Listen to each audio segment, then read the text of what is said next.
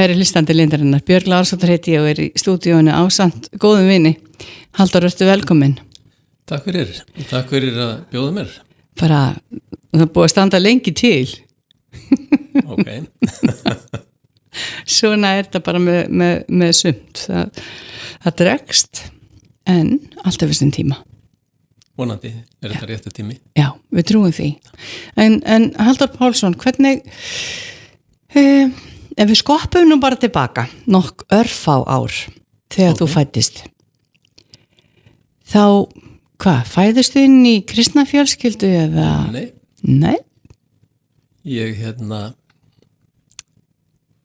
20 ára þegar að mamma tekur á móti Jesú og það er náttúrulega mitt lán að alast upp í kristni fjölskyldu. Já. Og hálfu ári seinna þá tekur pabbi við Jesú líka. Og eftir það þá erum við bara samstæði að þjóna og ganga þennan veg allt til dauðadags. Það var aldrei spurningum að snúa við. Aldrei hyggst? Aldrei hyggst. Nei. Hvorki í hjónabandinu eða ekki svo að ég viti. Nei. Þannig en þau dóu náttúrulega allt of ung sko. Pabbi bara 66 ára og mamma eitthvað 73. Ekki áraldur. En þau voru tilbúin að fara og ég hef nú oft sagt að ég myndi vilja deyja svona eins og pabbi, hann bara var í fullu starfi, fór aldrei inn á sjúkrahús og svo bara dó hann. Já. Og þetta er erfitt fyrir eftirliðmundur en bara rosalega gott fyrir hann. Hann var tilbúin að fara, hann var alltaf tilbúin. Hann var strætóbílstjóri, kallaði biblíupalli. Hann las Nýja testamentið þegar hann hafði tækifæri til í vagninum. Var alltaf með það á sér. Og stóð bara fastur á sínu. Og hann var ákveðin fyrirmynd fyrir mér þegar að ég svo 19 ára ráðviltur ákvað að reyna að gerast kristinn. Að því að sem unglingur þá týndi ég trúnni og var í tómu vesinni sko í nokkur ár. Ekki að ég sleppti úr vinnu eða skóla eða eitthvað svoleiðis en hjarta var í tómu tjóni. Já. En ég sá alltaf þessa fyrirmynd fyrir mér, pappa með biblíuna heima og í vinnunni og hann greiddi 10 alltaf í Hvítasunnunsöfnuðinn og hann hefði ekki mikið laun og hafði þungt heimili. Þannig að mamma var einbirni og pabbi undirgengst það að taka við tengdaforeldrunum og ala önn fyrir þeim meðan þau lifðu. Og þau voru á heimilinu bara til dauðadags. Já. Fyrir utan sjúkrahúsvist sem að afi þurfti að lúta í mörg ár. En þú hefur séð fyrir þér pappa þinn og þetta með lesturinn þetta hefur verið blessaður strætó. Já, hann var mjög vel liðinn hjá strætó og þegar hann dó og útförin var í Fíladelfíu, þá voru bara, held ég, allir strætóbílstjórar sem að vettlingi gátu valdið sem mættu. Það var, hann var mjög vel liðinn þar. Já. Og bara í lífinu almennt sko. Já. En 19 ára segir þá svona sérðu fyrir þér að það sé komið nógu ófriði. Já. Og hvað þá? Sko, þá fór ég að bera saman sko þessa trúðu og hinna sem voru samstæði mér, sem trúðu ekki neinu. Og ég sá að að þó að það væri kannski allt vitleysa, það væri engin guð og djöfull eða himnaríki og helviti, að það væri bara tóm orð í biblíunni, að þá hefðu þessi trúuðu ekki tapað neinu. En ef þetta litla ef þetta væri nú kannski sannleikurinn og ef þetta væri sko til himnaríki og helviti og guð og djöfull og ef að biblían væri nú Guðs orð, þá var nú Halldór Pálsson bara heimskasti maður í veröldinni. Það ger ekki til þessu. Þannig að ég átti góða félaga, við vorum sjóskátar saman og héldum hópinn og höfðum fundi aðalí Glömbæ bara. Það var svona drykkjufundir. Við fórum tvisar í leitir svona sem björgunarsveit. Já. Það var ekki eintómt rugl. Nei, allt í góðu. En það var svona meiri hlutin. Já. Og ég á þessum árum þá reykti ég alltaf kartón á viku og datt í það í 2-3 kvöld í viku. Og mér langaði að hætta að reykja, ég var óttalegu vitleysingur að byrja á því. En ég kveið rosalega að hætta að drekka. Það var svo gaman. Og ég tek ákvörðun einhvern tímann í október, kannski nóvember, að ég ætla að prófa þennan veg, ætlað að reyna að taka við Jesú. En sko ekki strax. Það var svo gaman á áramótafylliríinu síðast að ég ætla að gera það sko á 9 ári. Svo ég fór að koma í Fíladelfíu á sunnudagskvöldum. Það var alltaf kvöldsamkomur, það eru klukkan 11 á deginu núna. Og datti ég alltaf föstudag og laugardag og svo kom ég eins og bara reykhús af því að það var alltaf reykt allstaðar inn og ég sko satt samkomur alveg margar eftir ég tók þessa ákvörðun á þess að þora að stíga skrefið. Ég var búin að ákveða að fyrsta sunnudagi í 9 ári þá skildi ég bara koma fram og láta biðja fyrir mér og þá var þetta búið ef að Guð myndi virka í mínu lífi. Já. Og svo merkilegt sem það gerðist að þegar það kom þessi sunnudagur, ég var pínulítið smeykur að ég myndi nú kannski bara drepast áður en þessi dagur kæmi. Þannig að ég svona var alveg með það á svona aðeins á bakvið eyrað að riska ekki lífinu sko eins og ég hafði gert sko. Ég keyrði náttúrulega, þegar ég var með mótorhjólið þá keyrði ég náttúrulega alltaf bara eins og það dró og braut allar reglur sem að hægt var að brjóta á því.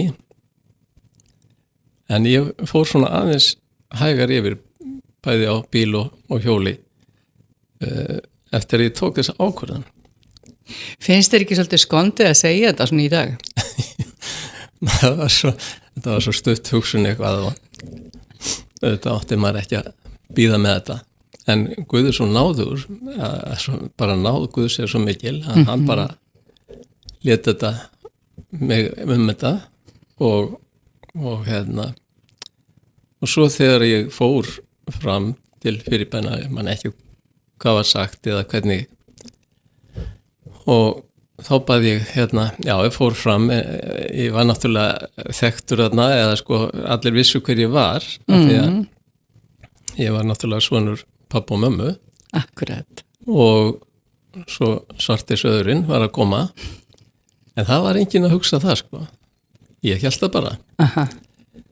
Og svo beðið fyrir mér og þeir sögðu bara nú ertu Guðsbarn og þú skalt bara þakka fyrir það í kvöld þegar þú ferð að sofa. Og ég gerði það og ég fann ekki neitt. Svolítið svona vonsvikinn með þetta, en svo bara þegar ég vaknaði mánudagsmorgunin, þá bara var þetta nýr dagur, það var bara nýr heimur. Biblían sem að mamma vildi alltaf að ég hefði á náttborðinu og ég opnaði aldrei en lofaði alltaf að ég skildi lesa inni. Ég vissi bara, hún var Guðsorð, bara það kom einhver samfæring og ég hef aldrei efast það síðan. Og bara það hefur verið mín leiðarvísir í lífinu. Og svo var þetta bara alveg nýtt líf. Reykurinn farinn, ég hef aldrei tekið smók síðan. Og svo leið á vikuna og hvarlaði ekki að mér að fara í ríkið. Bara hlakkaði svo til að fara á næstu samkomu. Og síðan hefur þetta bara verið þannig að ég hef viljað fara á samkomu í kirkju. Bara hvar sem ég í heiminum á sunnudögum. Ég fer bara í kirkju. Þannig að sannleikurinn opinberaðist þér. Algjörlega sko. Og það kannski ekki úr vegi það bara að hlusta á það lag. Hvernig finnst þér það? Já, ég myndi vilja heyra það núna. Er það ekki? Jú, ég held það. Við skulum vera að smetla því á og svo komum við aftur. Já.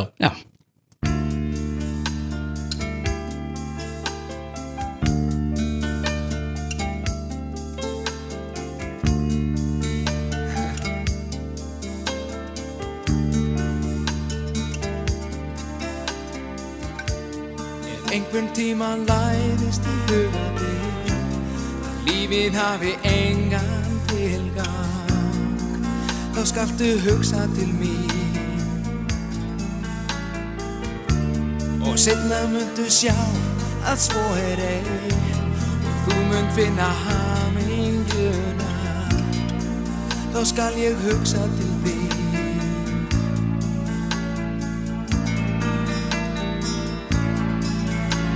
Því lífið hefur kennt mér að lifa bara fyrir það sem flestir telja orðin leita hærra, finna svar, losum allar spurningar, þar leynir leikurinn.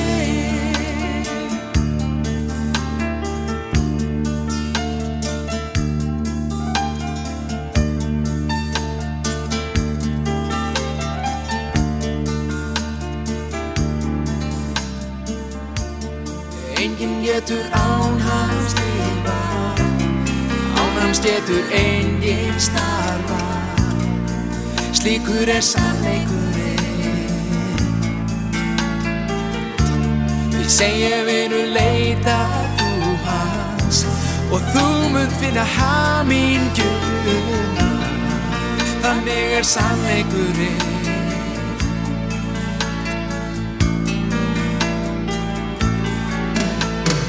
Lífið hefur kennt mér að lifa bara fyrir það sem flestir telja orðin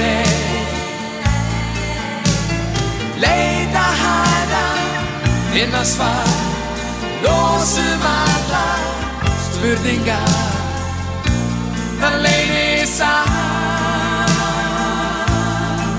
leikurinn.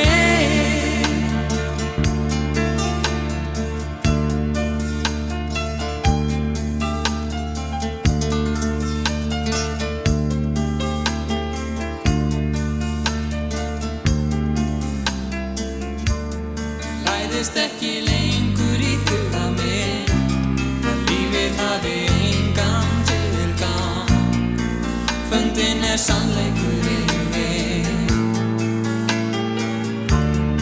Ég hef þegar lært að sér og ég hef fundið hamingjuna, Jesús sannleikurinn.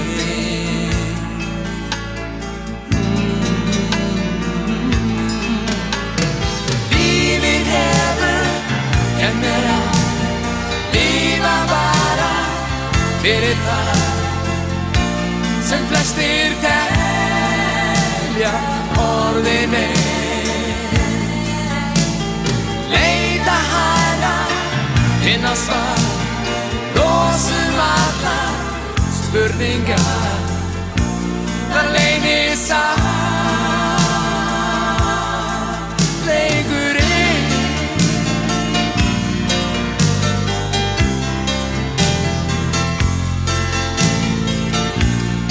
Jesus sannleikurinn.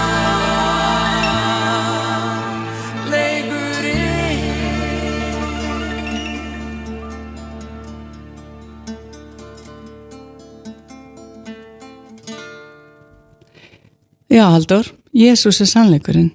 Algjörlega. Já. Þetta opinberaðist bara yfir nótt Já. hjá mér. Finnst þetta ekki magna? Er þetta ekki svona yndislegt að rifja þetta upp? Það er bara rosalega gaman að rifja þetta upp, sko. Já. Þetta er svo mikið kraftaverk. Það er það. Það er bara skiptum prógram í hausnum, Já. bara kvöldið áður, þá var maður í myrkrinu og svo bara komið nýtt dagur og ljósið. Já.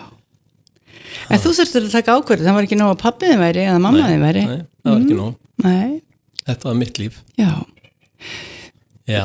Já, og hvað svo? Þarna er ný sköpun. Já, svo byrjaði bara gangan. Já. Ég var nú er ég alveg staðráðin í því að ég myndi aldrei afneita. En ég ætlaði ekki að standa á kassa og predika niður á Lækjartorgi. Ég sagði ekki nokkrum frá þessu til að byrja með. En ég var búin að segja öllum hópnum að nú væri komið kaflaskil, nú ætlaði ég að taka ákvörðun og þetta því síðasta kvöldið í fylliríinu og svona. Já. Og það var það. Það er ekki víst að það hafi búist við því? Nei, það reiknaði engin með því, alls ekki En þetta komst náttúrulega strax upp, ég meina, ég reykti alltaf kartan og viku og strákarnir á símavegstæðinu, ég var að læra símvirkjun. Já. Þeir náttúrulega var við það að ég var hættur að blóta og ég var hættur að reykja og það komst náttúrulega dálítið fljótt upp að ég var farin að sækja Fíladelfíu. Já. Og já, þetta var bara byrjunin á göngunni og síðan hef ég séð þegar ég horfið tilbaka núna eftir rosalega mörg ár að þetta var besta ákvörðun sem ég hef tekið í lífinu. Ég hef tekið 2 ákvörðun að gifta mig og á núna 5 börn og 1 fósturbarn. Ríkidæmi. Aha. En þetta að taka þessa ákvörðun var besta ákvörðun sem að nokkur maður getur tekið. Sammála. Já. Og allavega var þetta langbesta ákvörðun á þessu langa lífi sem ég hef átt sem að ég hef tekið. Já. Önnur ákvörðun sem er næst besta ákvörðun sem ég hef gert. Það var þegar ég eftir 10 ár þegar ég 30 að þá var ég yfirmaður í sjálfvirkum stöðum tæknideild Símans á Akureyri og sá stórt svæði. Í gamla daga var þetta 96 svæðið, Reykjavík var 91 svæði og þetta er eins og gömlu bílnúmerinn, þetta breytist allt Jú. En svæðið mitt náði frá Grímsey og til Þórshafnar, allt Norðurlandið. Já. Og mér finnst það ennþá rosalega gaman að ferðast, þannig að þetta var draumastarfið og ég gæti ferðast eins og ég vildi þarna af því ég var yfirmaðurinn og gerði bara það sem að ég taldi að vera rétt og já, allavega þá segi ég við Guð og ég man hvar ég var þegar ég sagði þetta við hann. Ég var að keyra Múlan, þá var engin göng milli Dalvíkur og Ólafsfjarðar. Maður fór í öllum veðrum yfir Múlan, oft mjög hættulega ferð. Og þó það væri lokað ef að símstöðin var biluð þá reyndi maður að fara. Og og ég var eftir að ég tók þessa ákvörðun að gerast kristinn og Guð svona breytti mér svona algjörlega og þá var ég aldrei svona hræddur að deyja. Bara ef að Guð vill hafa mig þá er ég ódauðlegur. Ef hann vill taka mig, þá er það líka allt í lagi. Þannig að ég keyrði múlan og ég segi við Guð, sko, nú ertu búin að vera frelsarinn í 10 ár. Nú máttu vera drottinn í lífi mínu. Ég skal gera það sem þú segir mér. Ég fer ekki til Afríku, það er eina skilyrði en allt annað. Og þetta er önnur besta ákvörðun sem ég hef tekið í lífinu. Af því að hann kallaði mig til að fara og selja kristilega bækur og plötur fyrir Samhjálp. Alveg bara að segja upp í þessu góða starfi, besta lífeyrissjóði landsmanna og fara út á ísinn og ísinn hélt. Og þetta var bara rosalega góð ákvörðun og í 6 ár fór ég hús úr húsi, alveg fullt að við getum tekið nokkra þætti í það. Gerum það. Hvernig það var. Já. En þegar þessu tímabili lauk, að þá var ég allt í einu orðin mjög góður sölumaður og hef getað selt sko bara eiginlega hvað sem er. Ég hef selt í Afríku, Asíu, mörgum löndum í Evrópu. Þó ég sé mjög lélegur í tungumálum, þá lærir maður ekki sölumennsku sko í skóla. Maður bara lærir það yfirleitt svona, sumir eru kannski fæddir sölumenn, en ég er það ekki held ég. En ég er alltaf einu orðin bara mjög góður sölumaður. Og þegar ég reyndi að selja tryggingar, fyrsta kvöldi þá hafði ég mánaðarlaun verkamanns og hafði ekkert fyrir því. Mér fannst það bara, ég var í 4 ár í tryggingum og mér fannst það bara vera eins og að vera í sumafrí. Það var svo auðvelt. Jafnvel of. Þannig að já. Þessar litlar áskorunir fólnar í því fyrir þig. Já, þetta gjörbreytti atvinnum möguleikum mínum. Sem er náttúrulega bara frábært. Það er gott að finna þann stað sem að okkur er ætlaður. Já. Þetta er bara svo gott að þurfa ekki að hafa áhyggjur, geta lagt bara allt í drottins hendur, vita að hann muni vel fyrir sjá. Og já, nú er þetta bara orðið sko dálítið langt ferli hjá mér. Eftir rúma mánuð þá var ég 75 ára og nú erum við bara að byrja nýtt fyrirtæki og mjög spennandi framöndan. Við tölum betur það eftir næsta lag. Var þetta einhvern veginn svona lífið við mig leikur? Var það eitthvað svo leiðist? Já, þetta hefur verið þannig sko.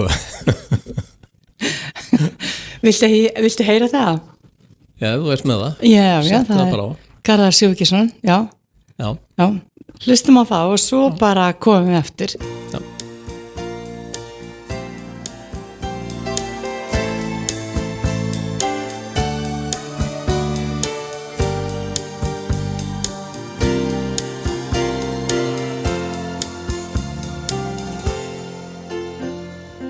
Lífið við mig leikur nú, því lífið Kristur ert mér þú. Nú ég lífi fyrir þig og leiðarljósið þú ert mér. Þér ég alltaf þakka vil og þér ég alltaf heyri til. Ég vil tilbiðja þitt nafn, nú tilheyri ég Kristur þér. Hingað til í hendi þér, haldið víst þú hefur mér. Þó að veikur oft ég sé, þá veit ég að þú annast mig.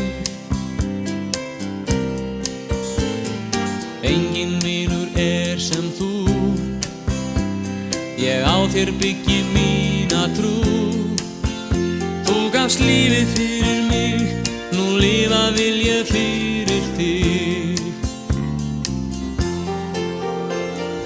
Hver og einn sem kallast inn mun komast inn í himininn.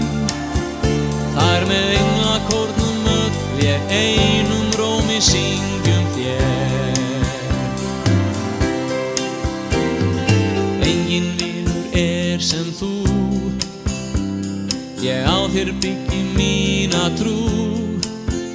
Þú gafst lífið fyrir mig, nú lifa vil ég fyrir þig.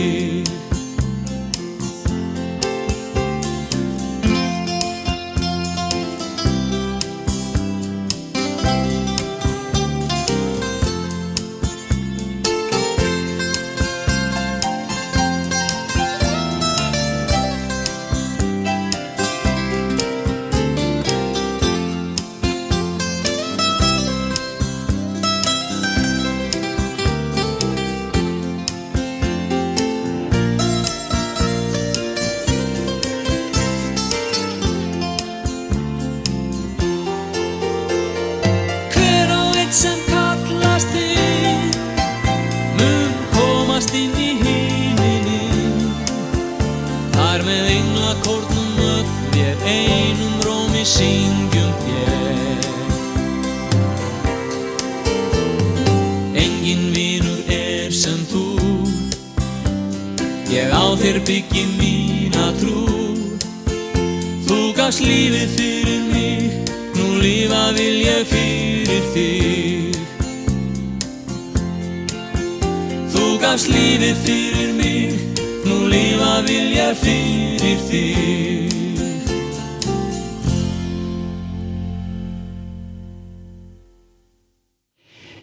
Jæja, Halldór, þú gafst lífið fyrir mig, nú lífa vil ég fyrir þig. Já, þetta var á Samhjálparplötu. Já. Ég lifði nú á þessari plötu 1 ár.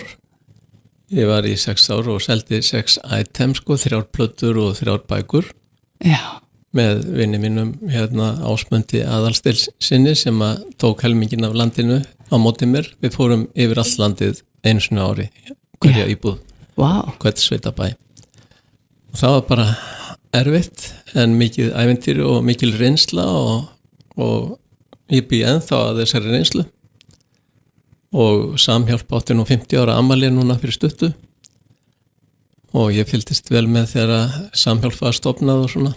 Þetta var þvílíkt gæfuspor fyrir Hvítasundsöfnuðin að stofna Samhjálp. Og bara mikil blessun fyrir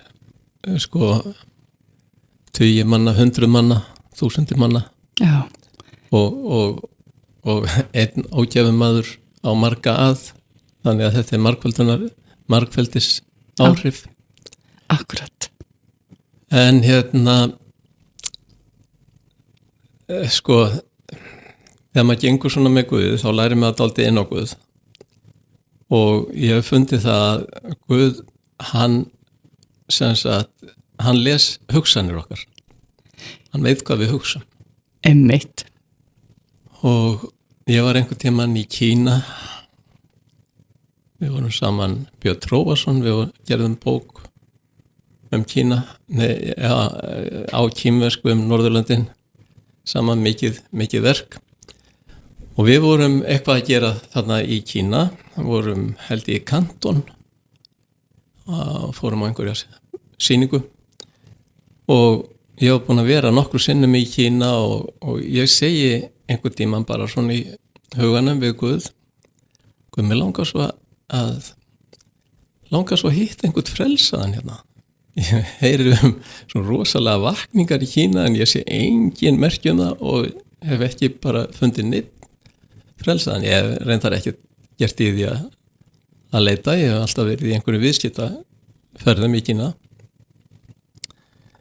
En það var bara samdægurs eða daginn eftir, kannski 2 dögum eftir, mann ekki, að þá kem ég á hótelið og þá er rautt ljós á símanum, hótelsímanum og ég tek hann upp og þá er rödd sem að segja Mr. Pálsson, já, það skilabóð frá hótelstjóranum, hann vil hitta þig.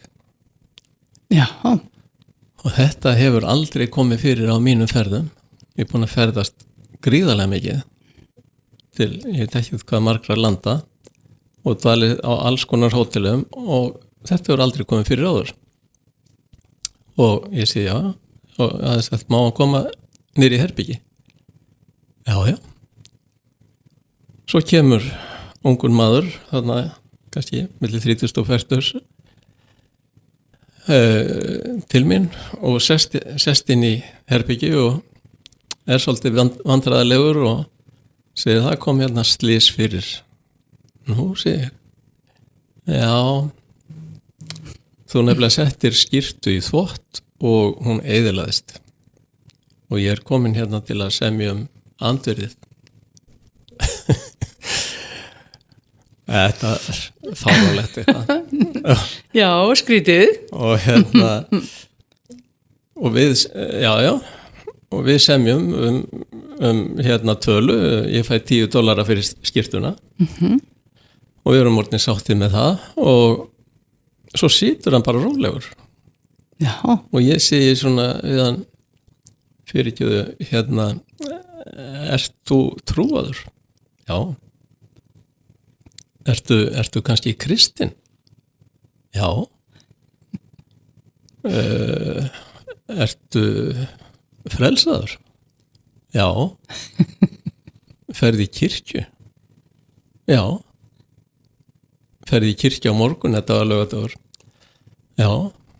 Má ég koma með þér? Já. Hann bara sagði bara já. Og svo fórum við saman daginn eftir í kirkju og alveg ævintýri. Koma í kínverska kirkju sem var svona hálf opinber örglega. Með samt einhverjum ofsóknum, þannig að rafmagnið fór af smá stund, held ég 3 sinnum meðan presturinn talaði. En ég hef oft verið í Kína og rafmagnið hefur aldrei farið að. Þannig að, en þetta voru þarna 200 manns í kirkjunni og svona fallegu barnakór og já, bara indælt að koma þarna. Þannig að Guð vissi alveg Já, hann bara hvað Halldór hafði hugsað. Já, og hvað mér langaði. Já. Hann svo nákvæmur og ég oftar nokkur sinnum allavega upplifa svona að ég hef sagt svona bara í huganum við Guð og hann hefur bara svarað bara beint. Já. Þannig að hann lætur ekki að sér hæða. Nei, hann hefur allt vald á himn og jörðu og hann elskar alla menn og hann vill vel fyrir alla. Það er alveg sama hvaða óþokkið það er, eins og ég var nú ekki barnanna bestur þegar hann vildi taka á móti mér. Þannig að ég hef óbilandi trú á því að Jesús er svarið í öllum kringumstæðum. Ég er hjartalega sammála. Það voru fleiri ekki mjög beysnir þegar hann drómi upp úr glötunagröfinni. Já. Ef hann hlusta á annarkot þá gleymist þú eða liði Jesú, hvort allt heldur? Já, liði Jesú. Já. Og svo erum við bara komin á síðasta partin að þessu sinni, Halldór. Okay. Sjáum til. Já, fljótt að líða. Já, Ágústa Ingimars syngur fyrir okkur. Já.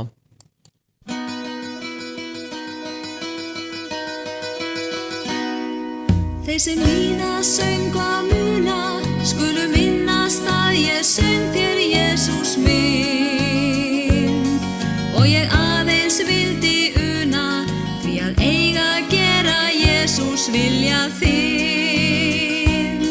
Nú hann þeir daufu heyra þó þeir heyri nokkuð eyrum sínum með og í myrkri sínum meira gegnum mig þeir blindu nú fá ljósið sér.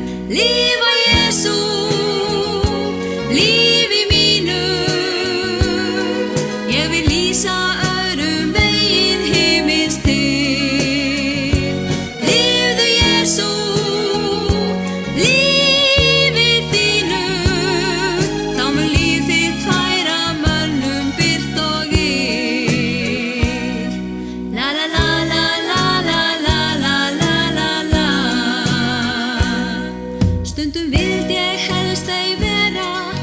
þeim vegi sem ég kosið hef í mér. Þó með gleði vilja allt gera, spyr ég getur engin önnur sungið þér. Veit ég þó að ég alls ekki er sú eina sem að sungi getum þig.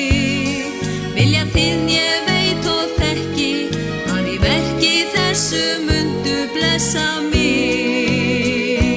Lifa Jesú, lífi mínu, ég vil lýsa öðrum veginn himins þinn.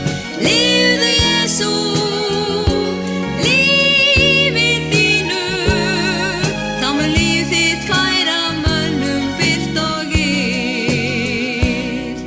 La la la la la la la la, la la la la la la la la la la la,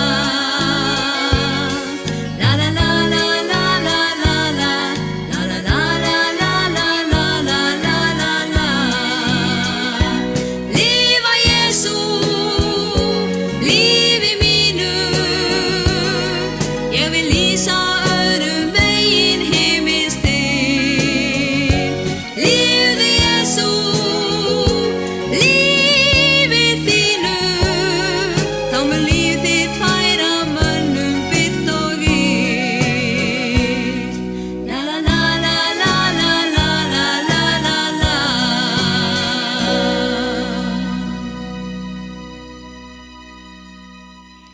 Já, við erum að spjalla hérna Halldór Pálsson og Björg Lárasdóttir og við erum komin að síðasta hlutan, Halldór.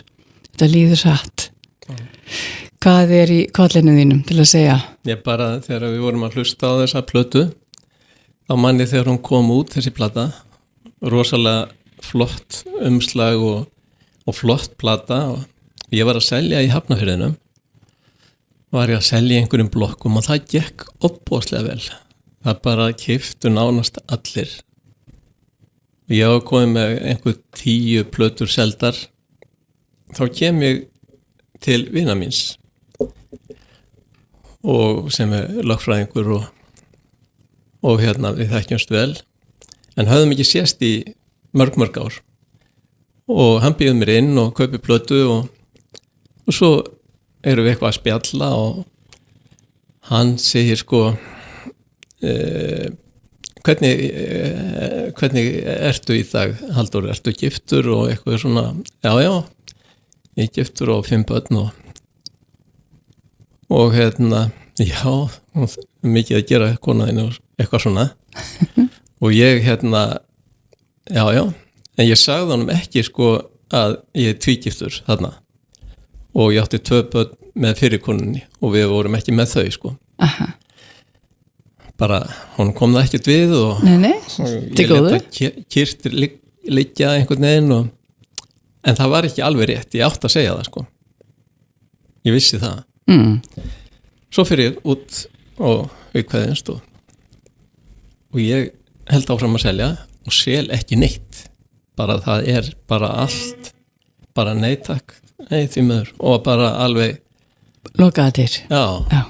Og ég held áfram svona, kannski hálftíma þá sé ég þetta er bara að því að ég var svona semi-óheiðarlegur við vinn minn svo ég fer bara aftur tilbaka Gráa svæðið. já, fer bara aftur tilbaka Já. banka hjá honum og hann segi hvað, ertu komin aftur Halldór, hvað er nú ég ætlaði bara að segja þér að hérna, og hreinsaði þetta út að ég er bara með 3 börn og hérna hinn eru hjá mömmu sinni sem var fyrirkonan Já. Já, bara kom þetta ekkert við alveg að ég væri að leiðrétta þetta en þetta var bara fyrir mig Já. hreinsa mig og svo fór ég út og bara seldi alveg sko þetta var eitt stærsta kvöldið í sölunni þannig að hérna já Við erum hreinskilin. já og Guð vill ekkert sko svona Hálkák. nei ekki hálfansanleik sem að við erum náttúrulega rosalega snjalli að nota hálfan sannleika til að fegra okkur eitthvað. Er það ótti? Já, og eitthvað, maður vill líta betur út í augum annara. Og það eru mjög margir með einhverja grímu og leika það að vera eitthvað annað en þeir eru. En það er langt best að vera bara maður sjálfur. Ekki kópía einhverju öðru. Og eins og yngsti sonur minn segir alltaf ef maður segir bara alltaf satt, þá þarf maður aldrei að muna neitt. Og þó hann fylgir ekki kannski Guð í dag, að þá er þetta alveg innprentað í honum. Það er svona rosalega heiðalegur. Sem er frábært. Sem er bara meðáttar. Hvaðan skildi það nú koma? Já, hann er að kenna pappa sínum oft. Þetta er bara stórkostlegt. Það er svo spennandi líf að tilheyra hinu lifanda Guði og vita það að hann hefur allt vald á himni og jörðu og við bara fáum að vera hérna einhver tíma á jörðinni og svo bara tekur eilíðin við og þá erum við með honum og eftir sem að vísindin komast nær því að rannsaka heimingeimin sem er svo langt frá því að að vísindin hafi einhver tök á því, en eftir því sem við sjáum hvað heimingheimurinn er stór og er stækkandi, þá bara styrkir það trúna á þennan almáttuga Guð sem bjóð þessa litlu jörð svona rosalega heppilega fyrir okkur, mannkynið. Já. Þetta er ótrúlegt sköpunarverk og þetta er bara svo gott að tilheyra hinu lifanda Guði. Þannig að ég hveti þig, ef þú veist að hlusta núna, að ekki geyma það, að taka ákvörðun að fylgja hinu lifanda Guði. Það er það besta ákvörðun sem þú getur nokkuð tímann tekið og þú getur ekki tapað á því. Menn getur ekki tapað á því að þjóna hinu lifanda Guði. Það sá ég alveg eftir að ég var búin að vera í 6 ár að þjóna Guði á þennan hátt að fara með efni á milli húsa og byggja upp í Hlaðgerðarkoti, að þetta var ekki hátt skrifað mannlega séð að gefa frá sér þarna 6 ára nám og fara í svona betl, en þá var það bara svo gott fyrir mig.